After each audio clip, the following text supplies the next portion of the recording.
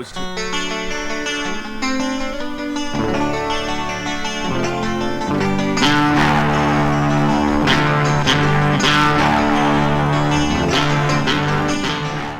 In 1606, some manifestos appeared in Germany opposing the Catholic Church and claiming secret knowledge from the East. Although the Protestant Revolution had been ongoing for nearly 100 years, having been launched in 1516 by an ordained priest at the University of Wittenberg named Martin Luther, these new mystical manifestos drew on Arabic, Judaic, Greek influences, while Luther's Reformation was based around the Catholic Bible.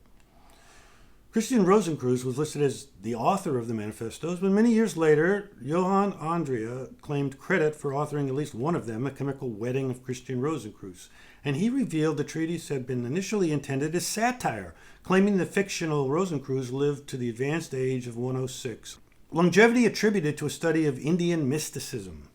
The secret order was intended to usher in the Age of Enlightenment. Inductees were said to possess magical knowledge that will transform arts and sciences, but according to the author, it was a hoodwink that took on a life of its own. The oligarchies have long been fascinated by magic and easily suckered into a fraudulent seance, and Rosicrucianism became big very quickly because Europe was going through a zeitgeist shift. Secret societies were sprouting everywhere, and many were advancing the concepts of liberty, equality, and fraternity, ideas that threatened the status quo ruled by monarchies and their anointed churches. The largest and most successful secret society was Freemasonry, which had taken much from the outlawed Templars, but Rosicrucianism had a big influence on the evolution of Masonry, and some of its mystical concepts were incorporated into the emerging Masonic rituals. A few Rosicrucians began charging exorbitant fees for arranging ceremonies and sharing secret wisdom. But in 1776, a new secret society appeared, and it immediately positioned itself as antagonistic to Rosicrucianism. Interestingly, this new secret society was created at a Jesuit university by a Jesuit-trained lawyer who specialized in canon law of the Catholic Church. However, most of the membership never knew his name, and a story would be spread on how the Illuminati were actually controlled by a small group of illuminated masters, just like the Rosicrucians supposedly were. This may actually have been the case if Adam Weishaupt was involved with the attempt to remove the recent papal ban on the Jesuits, who had achieved monopolies of trade on a scale not seen since the Templars.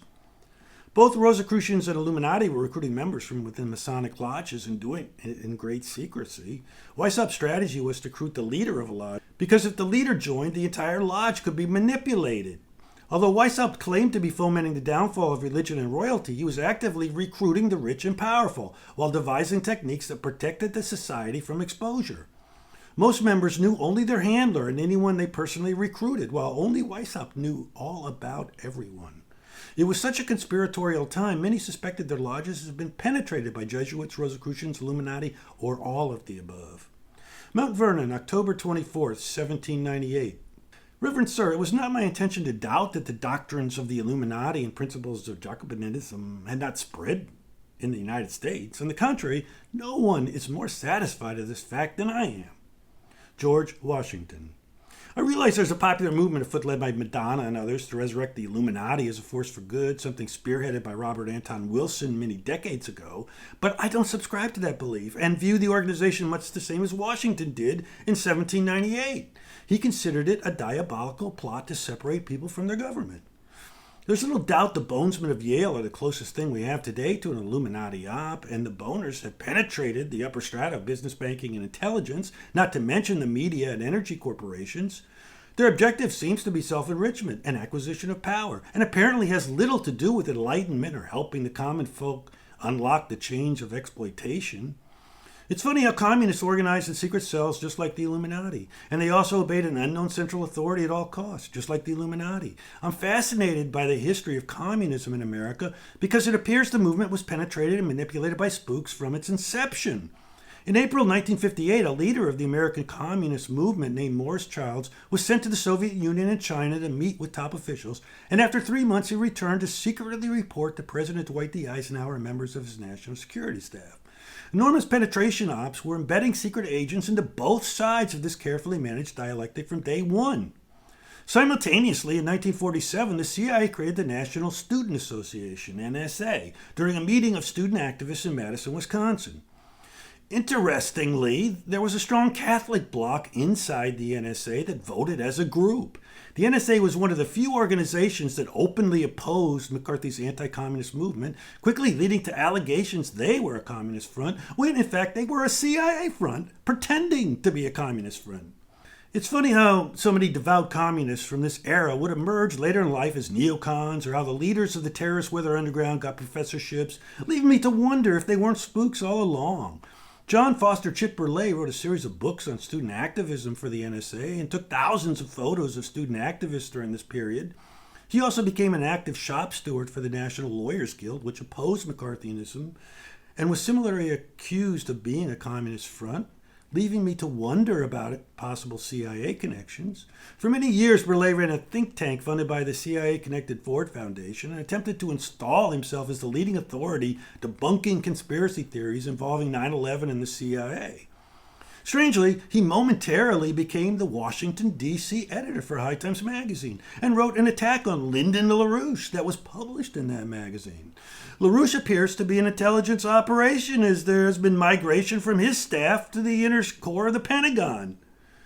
One of them became an analyst for the CIA-connected RAND Corporation while writing articles for the highly conspiratorial Executive Intelligence Review.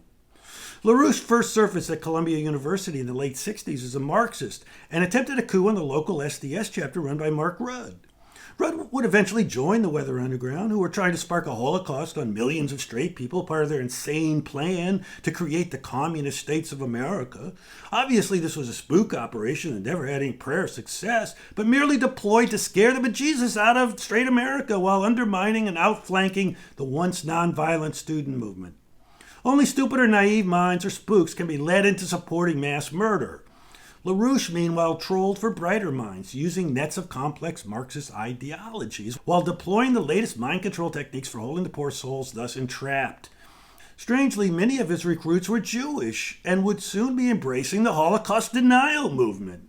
Willis Carto and LaRouche formed an alliance, as both were constructing global operations on the far right, building connections into various secret societies and government intelligence agencies by sharing explosive information with choice targets. The mysterious Mitch Werbel became LaRouche's chief security advisor. Was communism created as an op from day one, or was it merely penetrated and taken over after taking root? There's likely a reason why nearly every modern revolution and progressive movement against colonialism has been subverted by communists. And that reason may be because communism looks a lot like fascism in disguise. Did the Jesuits create Illuminati to manage the Enlightenment? Did MI6 and CIA promote communism for a similar purpose? When dealing with the wonderful world of spooks, difficult questions like these should be considered, because intelligence operations are designed as a wilderness of mirrors, where up is down, left is right, and although people have the power whenever they want to take it, and could vote away the wealth of the oligarchies if they were better organized with more effective and focused leadership. And there's plenty enough resources to take care of everybody if only they could be better distributed. In truth, any successful movement that supports an agenda like that will be instantly penetrated by spooks.